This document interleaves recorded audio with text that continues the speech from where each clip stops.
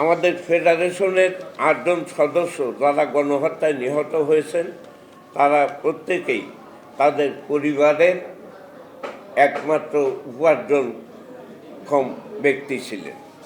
তাদের উপার্জিত অর্থেই তাদের পরিবারের জীবিকা নির্বাহ হতো। এই ৮জনের মৃত্যুতে তাদের পরিবার চরম অর্থনৈতিক সংকটে পড়েছে এবং তারা মানবতার জীবনযাপন করছে। আমরা শুধু আমাদের যে ৮জন সেটাই বলবো না, বিশেষত এই গণ অভ্যুত্থানে ১১ জন গার্মেন্ট শ্রমিক সহ প্রায় ২ শতাধিক যে শ্রমিক যারা প্রাণ দিয়েছেন তাদের সকলের পরিবারের অবস্থা প্রায় একই। এই সরকারের তত্ত্বাবধানে বর্তমান দেশ চলছে। এই সরকারের কাছে বাংলাদেশের গার্মেন্ট শ্রমিক সহ শ্রমজীবী মানুষের প্রত্যাশা অনেক অনেক বেশি।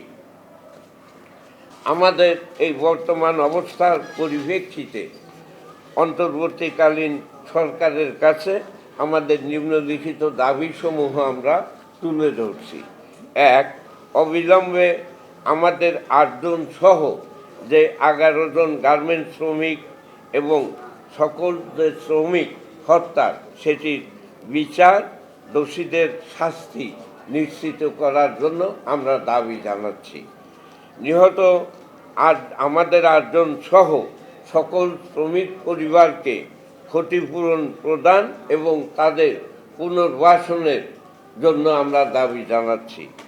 আমাদের ৫০ জন আহত শ্রমিক সহ যারা এই গত আন্দোলনে আহত হয়েছেন তাদের উচ্চতর চিকিৎসা এবং তাদের ক্ষতিপূরণের জন্য আমরা দাবি জানাচ্ছি।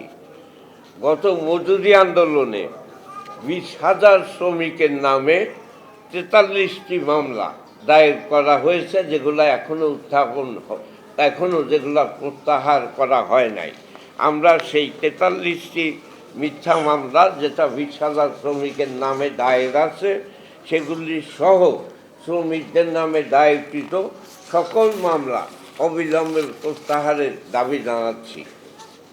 প্রত্যেক কারখানায় আমরা ৭ কর্মদিবসের মধ্যে বেতন ভাতা পরিশোধের জন্য দাবি জানাচ্ছি।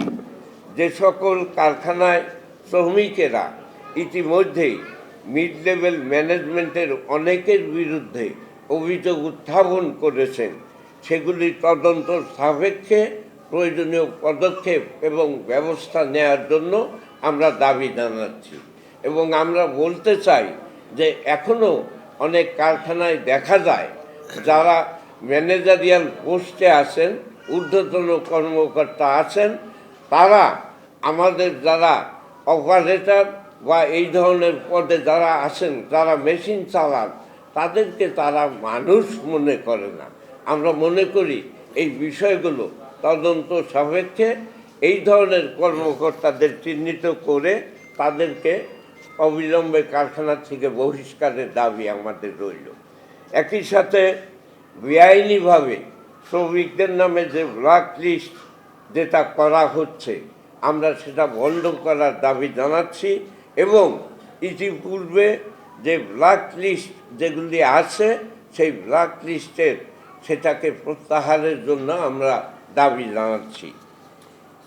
গার্মেন্ট শিল্পে অস্থিতিশীলতা সৃষ্টিকারী যারা বহিরাগত তাদেরকে চিহ্নিত করা এবং তাদেরকে শাস্তির আওতায় আনার জন্য আমরা দাবি জানাচ্ছি।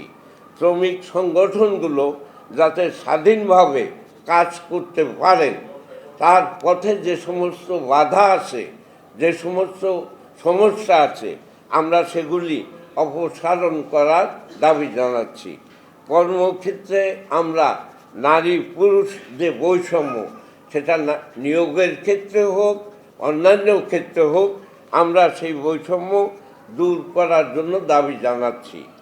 ট্রেড ইউনিয়ন গঠন এবং পরিচালনার যে আইনি এবং বাস্তব যে সমস্ত বাধা আছে আমরা অবিলম্বে সে সমস্ত বাধা প্রত্যাহারের জন্য দাবি জানাচ্ছি।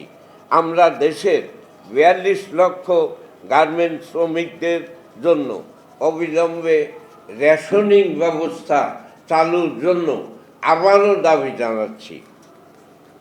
যে সকল কারখানায় কোনো কারখানায় অসন্তোষ দেখা দিলে শ্রমিক প্রতিনিধিদের মাধ্যমে দ্রুত যাতে সমাধান হয়, আমরা সেটার জন্য গার্মেন্টস মালিক এবং সরকারের প্রতি দৃষ্টি আকর্ষণ করছি।